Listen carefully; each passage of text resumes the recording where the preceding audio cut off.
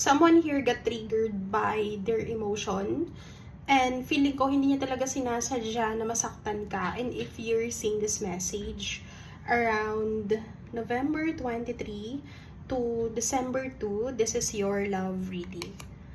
Okay, so what I'm channeling here is you have a soulmate connection with the Two of Cups. Pero parang feeling mo kasi is hindi kayo aligned lately. Or pwedeng meron kayong tampuhan. So, saan nga ba nagmula tong tampuhan na to? I think with the Nine of Cups, kasi naging careless siya sa mga salita niya sa'yo. Pwedeng nagtampo ka talaga dito and hindi mo inasahan na sa kanya pa manggagaling yung mga ganong salita.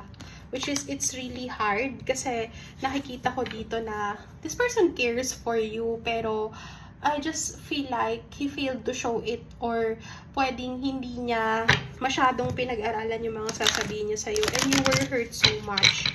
At hindi niya kasi maintindihan na ganun pala kahirap na mawalay sa'yo. Meron din sa part niya na gusto niyang ayusin yung nasirang tiwala, yung connection yung dalawa. Also, with the combination of these cards, feeling ko, may chance pa naman ma-workout to, pero siguro dahil parehas kayo na naghihintayan, hindi siya umuusad or hindi nagkakaroon ng movement. Okay, so with the star card, you're both hoping na magkaroon to ng progress or magkaroon ng changes yung nangyayari sa inyong dalawa. But this is something na nahihirapan siyang i-assess right now. Maybe because may pinagdadaanan din siyang personal na hindi niya masabi sa'yo directly. And feeling ko din with the star card na this person knows na parang nahihirapan siyang pantayan yung glow up mo. There's a lot of insecurities and anxieties around this connection. And actually, nahihirapan din siya na ayusin yung situation nyo right now. Medyo mabigat para sa kanya na iset aside ka.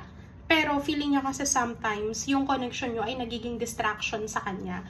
So, kahit gusto kang i-person ng tao na to, meron sa part niya na ayaw niya maging forever na maging burden yung connection nyo. Which is, I'm not saying that this is negative, but for me, based on my intuition, your person thinks that every time na nag-aaway kayo, nagiging sagabal din yun sa growth niya at ganun ka din. Pero syempre, you're not the right person to direct that kasi hindi ka naman ganun kabastos na tao. Pero, ang sabi dito, you're trying to be patient sa ugali na pinapakita niya sa'yo.